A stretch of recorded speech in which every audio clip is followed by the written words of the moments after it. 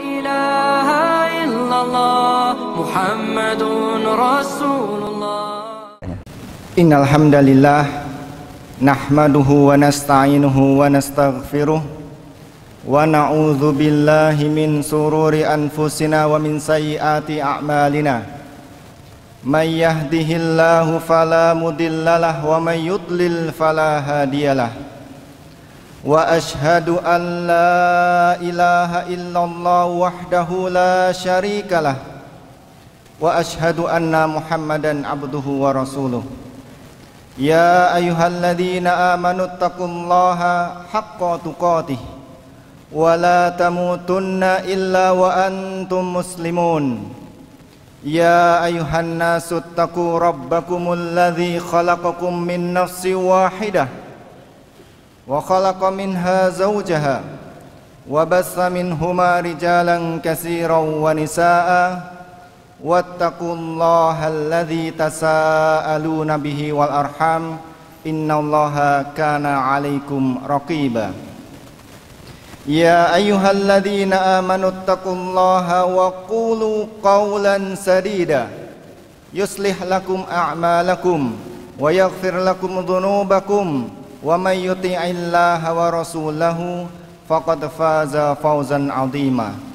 Amma ba'du fa inna asdaqal hadisi kitabullah wa khairal huda hudan nabi Muhammad sallallahu alaihi wa ala alihi wasallam wa syarrul umuri muhdatsatuha fa inna kulla muhdatsatin bid'ah wa kulla bid'atin dhalalah wa kulla dhalalatin finnar. Ma'asyiral muslimin, sidang jamaah Jumat yang dimuliakan oleh Allah Subhanahu wa taala, marilah tak henti-hentinya kita memanjatkan puji dan syukur atas segala kenikmatan yang telah Allah Subhanahu wa taala berikan kepada kita semuanya hingga detik ini. Sekiranya kita hendak menghitung nikmat-nikmat Allah Subhanahu wa taala, niscaya kita tidak akan sanggup. Setiap detak jantung kita mengandung kenikmatan. Setiap helaan nafas kita mengandung kenikmatan. Setiap langkah kaki kita dan seluruh organ yang ada dalam tubuh kita beraktivitas, maka di sana terkandung karunia dari Allah Subhanahu wa taala. Baik itu yang berupa fisik maupun berupa rohani, keimanan, keislaman kita, itu adalah merupakan kenikmatan dari Allah Subhanahu wa taala. Maka bersyukurlah agar Allah Subhanahu wa taala terus menambah kenikmatan kepada kita semuanya. Salawat serta salam semoga senantiasa tercurah kepada baginda Nabiullah Muhammad sallallahu alaihi wasallam serta para keluarganya, para sahabat serta pengikutnya hingga akhir zaman kelak. Melalui mimbar yang sangat mulia ini, khatib mewasiatkan kepada diri khatib sendiri dan kepada para jamaah sekalian untuk senantiasa mengevaluasi ketakwaan kita semuanya. Karena hanya dengan ketakwaan itulah bekal kita akan abadi, sehingga nantinya kelak ketika Allah Subhanahu wa taala memanggil kita semuanya, maka kita dalam kondisi ketakwaan yang terbaik, yaitu adalah husnul khatimah. Bekal terbaik adalah ketakwaan. Allah berfirman, wa tazawwadu fa inna khairaz zadi taqwa, dan berbekallah kalian semuanya karena sesungguhnya sebaik-baik bekal adalah ketakwaan. Jamaah yang dimuliakan oleh Allah Subhanahu wa taala, hubungan antara ilmu dengan Islam dan peradaban yang dibangun di atasnya itu ibarat akar dengan pohonnya. Islam hadir bukan melalui gerakan militer, sehingga yang dituju adalah kekuasaan dan penguasaan sumber daya. Islam lahir bukan merupakan gerakan protes kaum tertindas untuk kemudian dia mengevaluasi elit yang menindas mereka.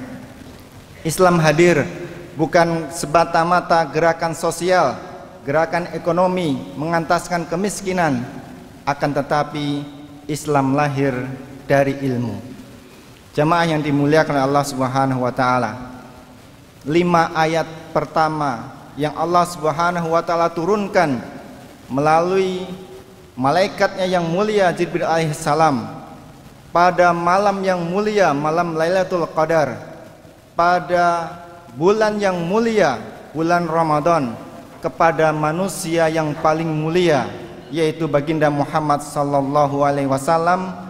Ayat pertamanya adalah Iqra.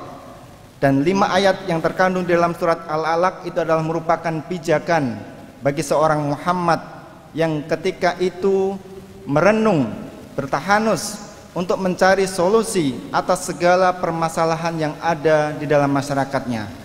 Maka Allah pun berfirman, A'udzubillahi minasyaitonirrajim. Iqra bismi rabbikal ladzi khalaq, khalaqal insana min 'alaq.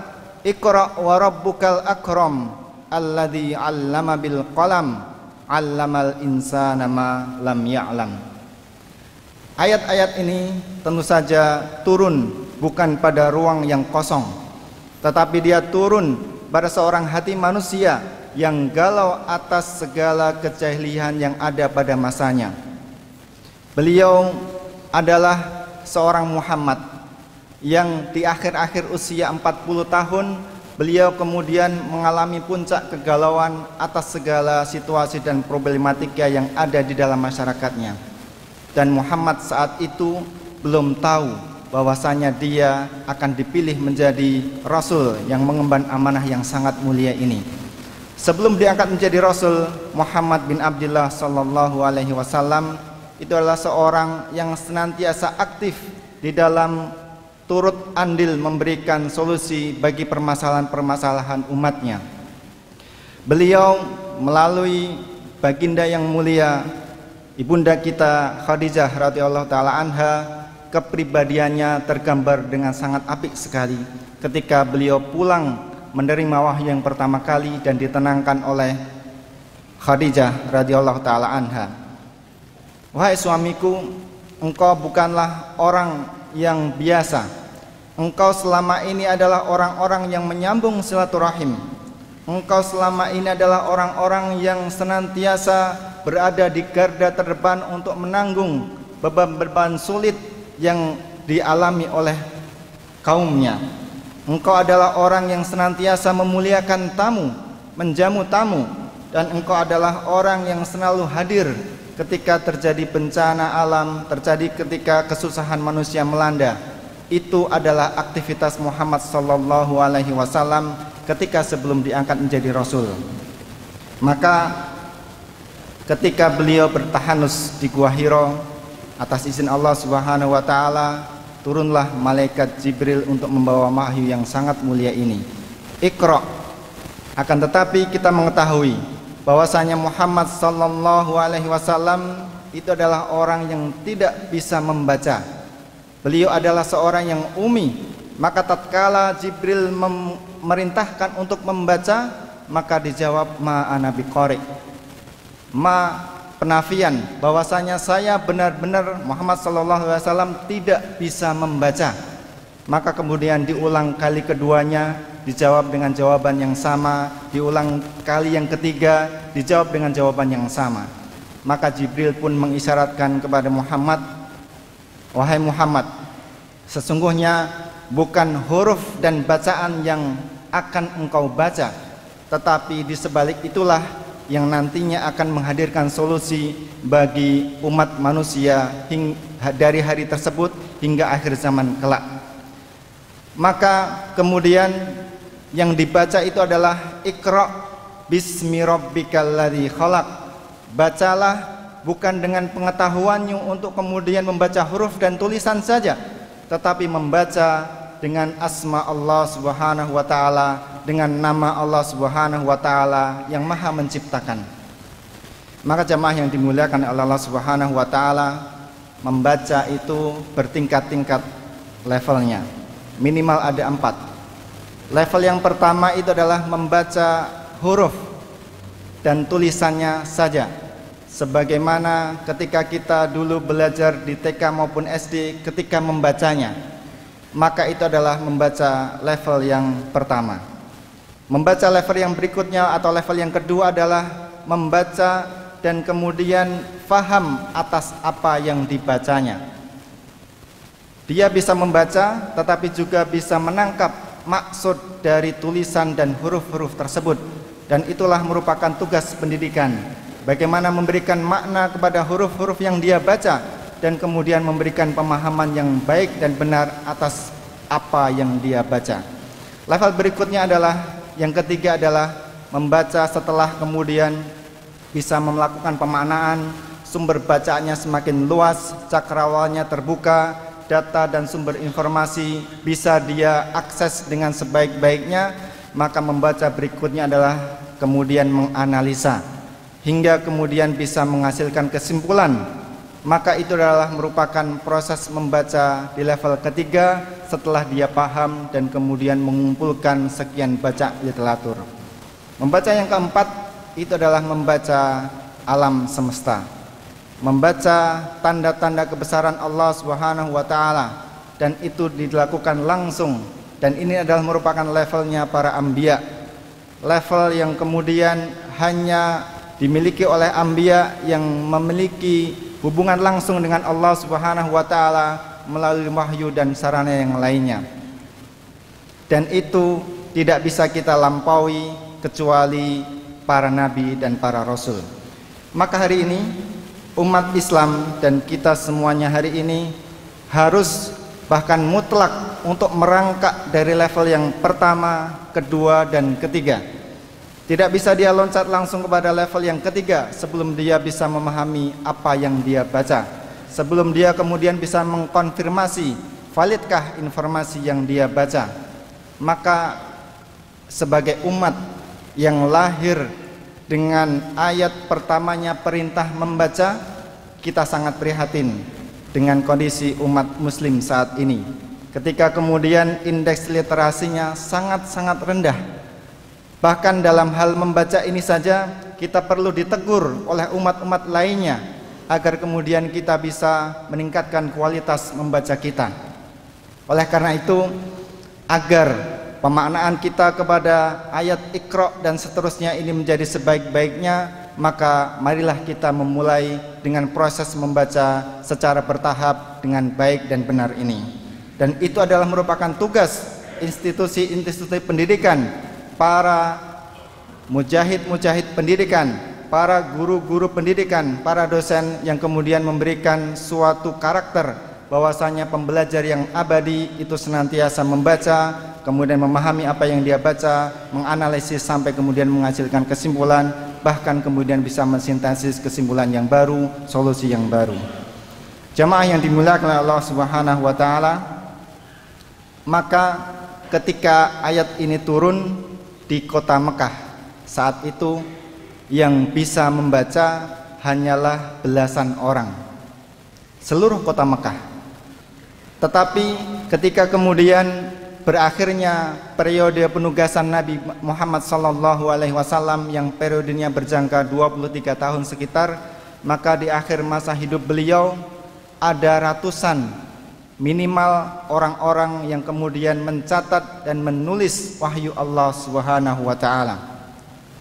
Bahkan kita kemudian bisa mendapati seorang Abdullah bin Amr bin Al-As itu bisa menguasai tidak hanya bahasa Arab tetapi juga bahasa Ibrani, bahasa Koptik dan bahasa yang lainnya dipakai di dunia Mesir dan Romawi. Kita bisa mendapati sekretaris beliau Zaid bin Sabit itu bisa menguasai minimal 5 bahasa ketika ilmu itu dibutuhkan. Pertama bahasa Arab, tetapi kemudian ketika Islam meluas dan Rasulullah kemudian melakukan interaksi dengan orang-orang Yahudi, Romawi dan Persia dan lain sebagainya, maka beliau membutuhkan penerjemah yang amanah. Sebelumnya beliau memakai penerjemah orang-orang Yahudi, tetapi setelah kemudian memerintahkan Zaid untuk belajar bahasa Ibrani, maka beliau kemudian memiliki sekretaris yang amanah. Maka kita bisa mendapati di Madinah saat itu ada tempat yang bernama Sufah, tempatnya orang-orang yang tidak punya dan kemudian miskin, akan tetapi mereka sangat-sangat tamak dengan ilmu. Mereka tidak ingin melewatkan waktu sedetik pun bersama dengan Nabi Muhammad SAW dalam rangka mengajarkan ilmu tersebut. Maka ada Ahlus Sufah. Bahkan di Madinah pun juga ada Darul Qura, tempat orang-orang yang membaca itu kemudian melakukan aktivitas belajar dan mengajar. Mereka pagi sampai sore harinya atau menjelang siang sampai sore harinya itu membersamai Rasulullah Muhammad SAW dalam rangka belajar tentang Islam dan kehidupan ini. Kemudian malamnya mereka ke Darul Qura, bukan untuk istirahat, tetapi mereka saling menceritakan apa ilmu yang didapat hari ini kepada mereka-mereka yang tidak hadir di situ. Itu dilakukan sampai larut malam, kemudian istirahat, pagi harinya bekerja mencari nafkah seperti biasa, kemudian menjelang siang kembali bersama Rasulullah melakukan aktivitas belajar. Maka kita dapati generasi para sahabat itu adalah generasi yang dahulunya tidak peduli dengan ilmu dan sarana-sarana pendidikan, tetapi setelah Islam turun dengan wahyunya yang pertama kali Iqra dan seterusnya, mereka menjadi masyarakat yang gila dengan ilmu. Itulah pijakan peradaban yang dibangun oleh Rasulullah Muhammad SAW dalam rangka mengajarkan Islam ini. Tetapi ilmu bukan sekedar ilmu. Permasalahan hari itu bukan hanya sekedar orang-orang yang tidak mengenal Allah kemudian dibawa, dituntun untuk bisa mengenal Allah Subhanahu wa taala. Akan tetapi bagaimana dengan ilmu tersebut? Dia kemudian berasal dari tidak tahu, kejahiliahan, dan kemudian tidak mengenal Allah Subhanahu wa taala menjadi mengenal Allah Subhanahu wa taala, dan tidak hanya berhenti di situ.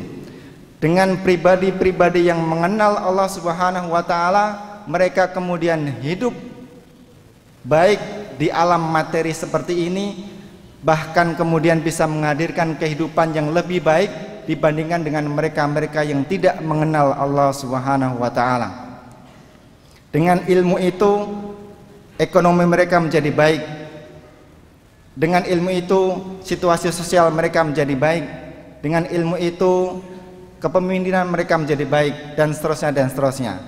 Kita tidak berhenti hanya mengenal Allah Subhanahu wa taala semata, tetapi bagaimana agar ilmu itu setelah mengenal Allah Subhanahu wa taala kemudian membumikan di era materi ini dengan kemudian menghadirkan bahwasanya orang-orang yang mengenal Allah Subhanahu wa taala kehidupannya lebih baik dibandingkan dengan orang-orang yang tidak mengenal Allah Subhanahu wa taala.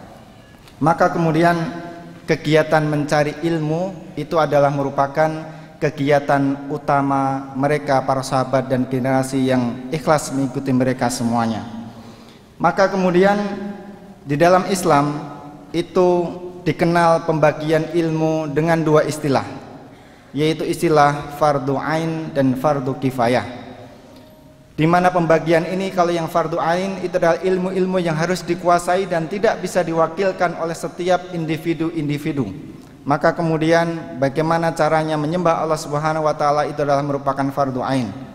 Bahkan menariknya, di era Umar bin Khattab itu beliau kemudian mengeluarkan peraturan tidak boleh berdagang di pasar-pasar kami kecuali mereka-mereka yang sudah faham, sudah khatam tentang hukum-hukum jual beli dan muamalah, sehingga bisnis mereka pun menjadi berkah. Kemudian ilmu yang kedua adalah ilmu fardu kifayah, di mana itu adalah merupakan ilmu yang harus dikuasai oleh sebagian daripada kaum muslimin atau manusia, yang ketika itu tidak dikuasai maka kehidupan kita menjadi tidak nyaman. Ilmu pertanian, ilmu ekonomi, ilmu teknologi, ilmu kedokteran, bagaimana kita bisa beribadah kepada Allah Subhanahu wa taala dengan tenang ketika tubuh kita sakit. Bagaimana kita bisa beribadah kepada Allah Subhanahu wa taala dengan baik ketika perut kita lapar karena tidak bisa makan dan lain sebagainya dan lain sebagainya. Maka dengan dua hal tersebut yang kemudian tidak dikotomikan, maka semua jenis ilmu itu berkembang di masa para sahabat dan generasi terbaik seterusnya. Ilmu itu tumbuh dengan subur, diemban oleh orang-orang yang memang mereka haus dengan ilmu karena mengamalkan ajaran dari Allah Subhanahu wa taala. Terakhir, ketika kemudian orang-orang ingin belajar, orang-orang ingin kemudian meningkatkan kapasitas keilmuannya, maka panduan Al-Quranul Karim menyampaikan kepada kita semuanya bahwasanya tidak hanya sekedar iqra saja, membaca dan membaca, tetapi ada sebuah landasan filosofis, landasan niat dan tujuan utama yang dia harus baik di awal, di tengah maupun di akhirnya, yaitu adalah bismi rabbika. Kita membaca, kita melakukan aktivitas keilmuan karena kita ingin mengagungkan Allah Subhanahu wa taala. Maka belajar objek ilmu tidak bisa dipisahkan dengan sumber ilmu. Ketika kita belajar tentang materi-materi keilmuan, maka kita tidak bisa memisahkan dengan sang pemilik materi-materi, yaitu Allah Subhanahu wa taala. Barakallahu li wa lakum fil Qur'anil azim wa nafa'ani wa iyyakum bima fihi minal ayati wal zikril hakim. Aqulu qouli hadza wastaghfiruhu innahu huwal ghafurur rahim.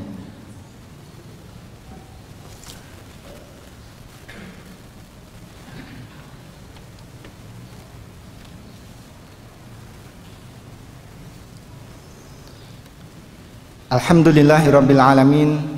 Wassalatu wassalamu ala asrafil anbiya'i wal mursalin wa ala alihi wa ashabihi ajma'in wa man tabi'ahum bi ihsanin ila yaumiddin.